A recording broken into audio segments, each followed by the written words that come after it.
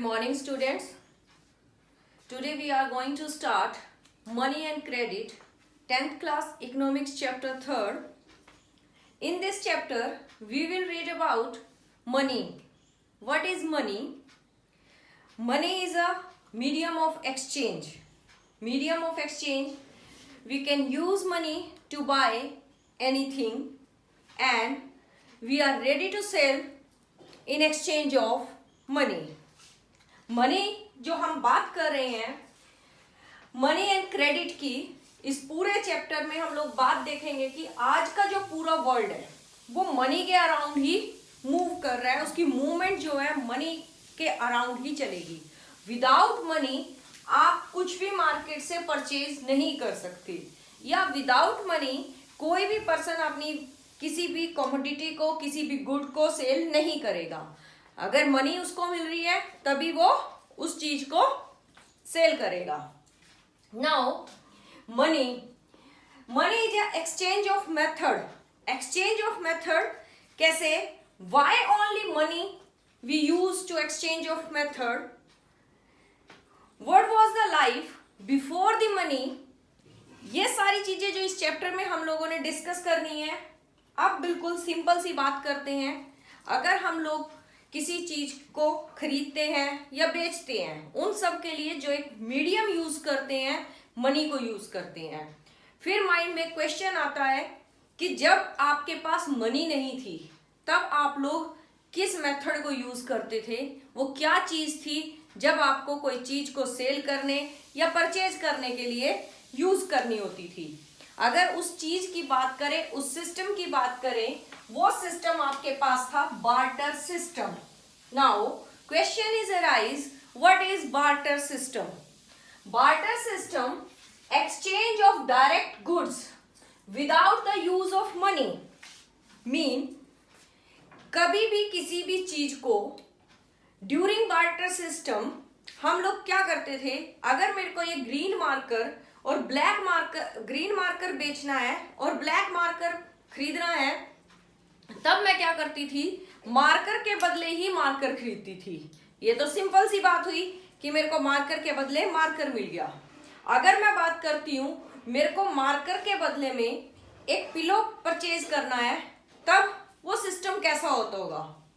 फिर इसकी और बात करते हैं. अगर आप जाते हो इसके लिए, तब आप क्या करते थे? अगर आपको शूज परचेज करने हैं, आपको क्या चाहिए? शूज के बदले आपको वीट चाहिए. यस, अब आप वीट का और शूज का एक्सचेंज कर रहे हो. इस चीज को समझने के लिए आपको बार्टर सिस्टम की लिमिटेशंस को अंडरस्टैंड करना कंपलसरी हो जाता है, मैंडेटरी हो जाता है कि आप कैसे बार्टर सिस्टम की कुछ लिमिटेशंस थी. Limitations number 1, double coincidence of wants. अगर आपको ये मार्कर सेल करना है और बदले में आपको एक पिलो परचेज करना है, तो उसके लिए दोनों ही पर्सन विलिंग होने चाहिए. जो पिलो सेल कर रहा है वो भी, जो मार्कर सेल कर रहा है वो भी. कैसे? डबल कोइंसिडेंस ऑफ वांट्स, कि दोनों को ही उस एक गुड की नीड होनी चाहिए, तब जाकर आप बोलोगे. लाइक एक शू मेकर है, उसको वीट परचेज करनी है, तो वो शू मेकर क्या करता है? वीट प्रोड्यूसर के पास जाएगा और वीट प्रोड्यूसर क्या कर रहा है? उसको शूज नहीं खरीदने. अब वो क्या कर रहा है? शू मेकर दोबारा से जाता है. एक पर्सन है जो राइस प्रोड्यूसर है, राइस प्रोड्यूसर को भी शूज नहीं चाहिए, वो भी उसको रिफ्यूज कर देगा अपने राइस को सेल करने के लिए. तीसरे नंबर पर वो जाएगा किसी और पर्सन के पास जो शायद पोटैटो रखता है, उसको शूज चाहिए, बट आपके शू वीवर को, शू मेकर को पोटैटोस नहीं चाहिए. थर्ड नंबर पे फिर से वो एक वीट सेलर के पास जाएगा, उससे वो बात करता है, तो वीट सेलर रेडी हो जाता है उसको शूज के एक्सचेंज में अपनी वीट को सेल करने के लिए. सिंपल बात दोबारा फिर से करते हैं. एक पर्सन है, उसको शू सेल करने हैं. शू सेल करने के लिए सबसे पहले वो वीट प्रोड्यूसर के पास गया. वीट प्रोड्यूसर को शूज नहीं चाहिए थे, तो उसने मना कर दिया अपनी वीट को सेल करने से. फिर वो राइस प्रोड्यूसर के पास गया. राइस प्रोड्यूसर को शूज चाहिए थे, बट उसके पास राइस था, वो मना कर देगा। थर्ड नंबर पे वो पोटैटोस प्रोड्यूसर के पास गया, पोटैटो प्रोड्यूसर को भी शूज चाहिए थे, बट उसके पास पोटैटो थे। फोर्थ नंबर पे वो किसी और के पास गया जो व्हीट भी बेच रहा था, प्लस उसको शूज भी चाहिए थे। इससे क्या हुआ, फर्स्ट लिमिटेशन क्या आई, double coincidence of wants. Barter system उसी टाइम सक्सेसफुल होगा जिस टाइम दोनों को ही, प्रोड्यूसर को भी और सेलर को भी या बायर को भी, दोनों को नीड होगी सेम कमोडिटी के एक्सचेंज करने की। Clear? Next, complex and time consuming. Now this process, barter system is time consuming and complex task. कैसे?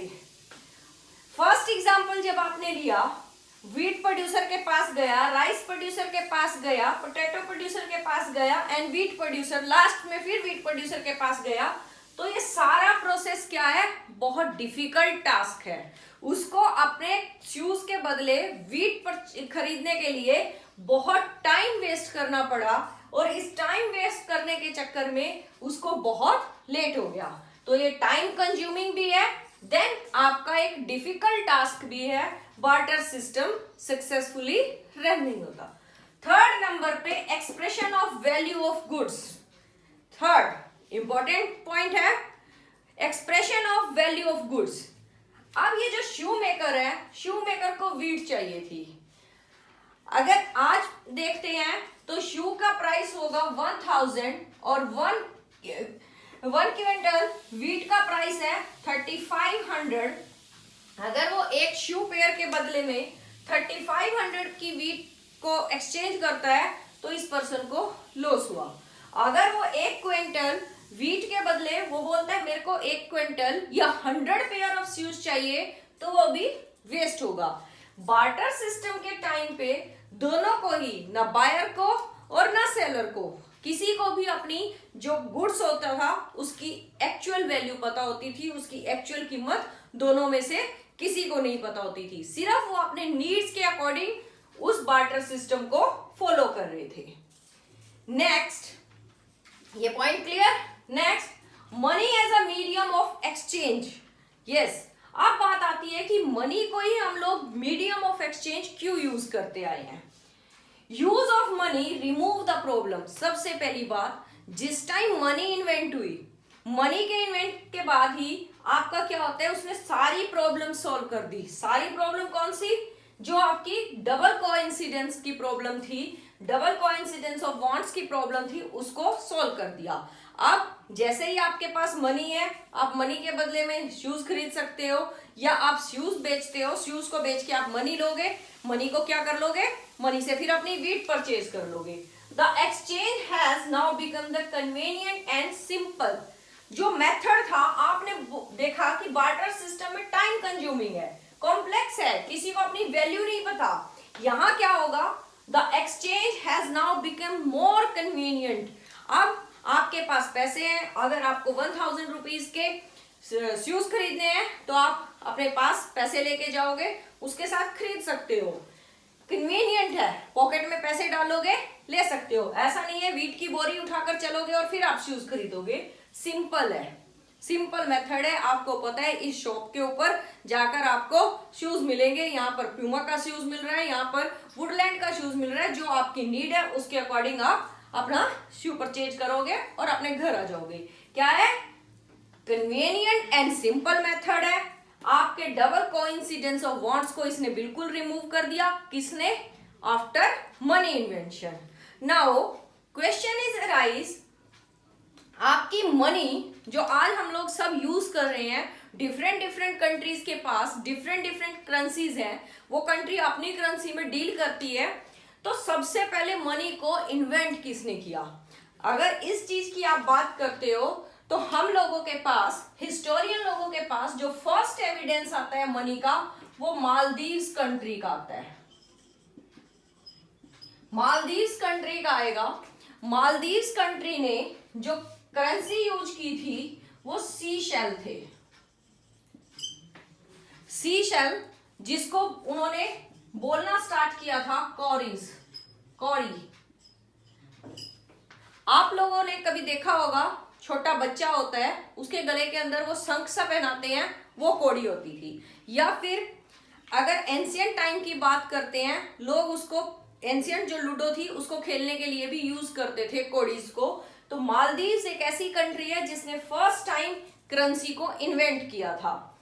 जो करेंसी थी वो सी सेल थे, और सी सेल को वो कौड़ीज बोलते थे, उन कौड़ीज को वो यूज करते थे। फिर बात करते हैं मनी के फंक्शंस क्या हैं। What is the functions of money? Money serves a measure of the value in the terms of monetary unit. Mean कि अगर हम पहली बात करें, शू के पास कोई अपनी मॉनेटरी वैल्यू नहीं थी, लेकिन आपकी जो एट प्रेजेंट आप मनी यूज करते हो, अगर 5 रुपीज का नोट यूज कर रहे हो तो उसकी खुद की वैल्यू है कि वो 5 रुपीज की कीमत रखता है। अगर आप 2000 रुपीज का नोट यूज करते हो तो वो 2000 रुपीज की वैल्यू रखता है। थर्ड, अगर आप एक डॉलर यूज करते हो तो डॉलर की जो वैल्यू होगी वो अपनी मॉनेटरी वैल्यू के साथ अपनी वैल्यू पूरी उसके पास होगी। और इसको अच्छे से समझने के लिए, जैसे आप शुगर परचेज करने के लिए जाते हो, अगर शुगर का प्राइस 10 रुपीज पर केजी है तो आप 2 5-5 के नोट दे सकते हो, एक 10 का नोट दे सकते हो, जिसके बदले आपको पता है 1 केजी की वैल्यू कितनी है, 10 रुपीज है। आप 10 रुपीज के बदले में अपनी वो जो गुड आपको चाहिए, जो वस्तु आपको खरीदनी है, वो उस चीज को आप खरीद कर लेकर आओगे।